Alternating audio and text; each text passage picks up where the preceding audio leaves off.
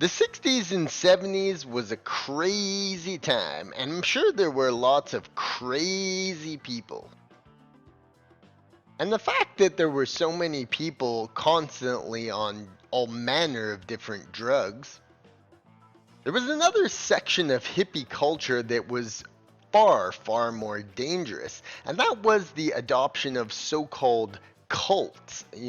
There's all different types of cults from this time period, some that goes so far as the craziness of the Jonestown massacre, or if you go into things that are a little bit more robust and devilish.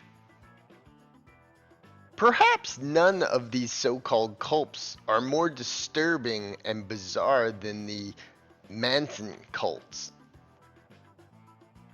Started by their leader Charles Manson, a young vagabond criminal who got up to all manner of deviancy in his young life, and believe it or not, a Scientologist. This young hateful criminal began intermingling with the hippie subculture absolutely blossoming at the time. At just 34 years old, he used LSD-induced trip parties where they would get up to all manner of sexual deviancy, and he would use this as a way to turn his followers into his disciples and attract this very dark lower corner of the hippie subculture. But his worst atrocities involved the usage of a doomsday scenario, helter-skelter. This prophecy would ignite in his followers the ability to commit absolute atrocities, the most famous being the Tate murders, where Manson basically instructed two women to go and absolutely destroy every person in the house in the most awful way possible, and arguably they did just that. But what could cause people to commit such terrible, terrible crimes? The helter-skelter prophecy Manson spoke of depicted a world of deepening racial tensions with an apocalyptic overtones.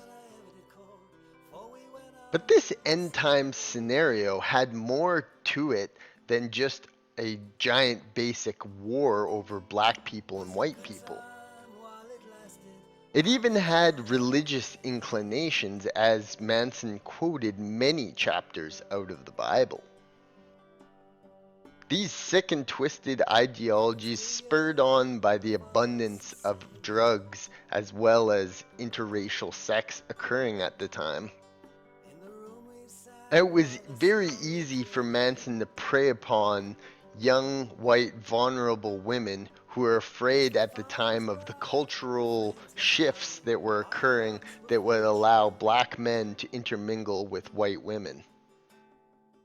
And thusly, these apocalyptic scenarios allowed him to entice his followers to do all manner of horrible crimes, 9 of which he was accused of, and many, many, many more he was suspected of being intertwined and intermingled with.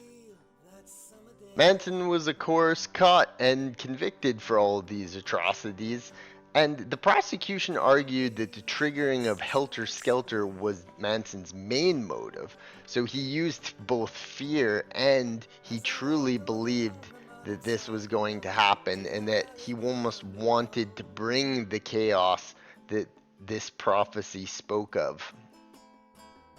Charles Manson then spent the rest of his life in prison, dying in 2017.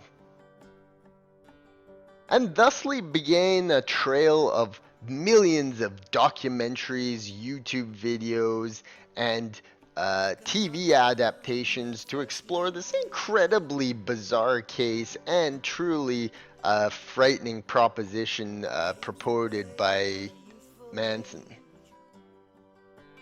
I think with neo-Nazism being so prevalent in today's media, I think it's important to look back in history and realize that these social divisions have always been a part of our, these dark corners of culture.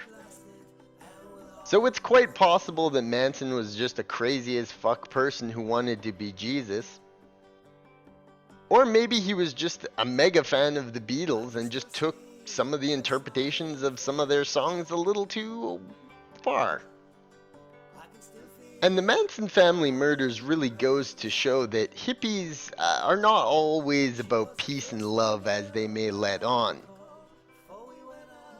So the race war that Charles Manson prophesied never came true.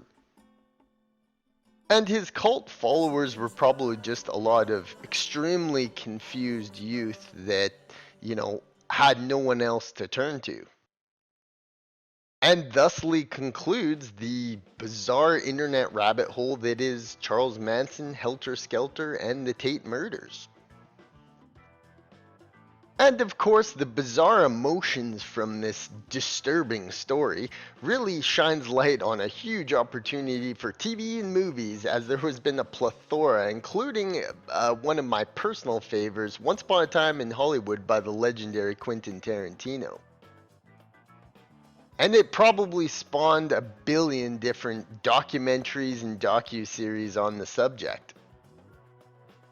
And let's face it, today's world is no less bizarre as it was in the 70s, with all manner of news topics similar to the Manson story just popping up left, right, and center, the media throwing around the word Nazi like it's going out of style, and, just the overall how desensitized society has become to these things. It's really kind of effed up. So there it is, a rabbit hole of the ages, Charles Manson's horrific crimes and his wicked ideologies. It's something that really is just a spark for conspiracies and whatnot. And it's really like the stuff of legends when it comes to documentaries and internet rabbit holes. If we look back in history, we can see that the 70s was a time of deep cultural revolution. Our whole society changed basically overnight. And with it, we could see with this and the stories of Ted Bundy and all the other things, with it came a lot of horrifying tragedies.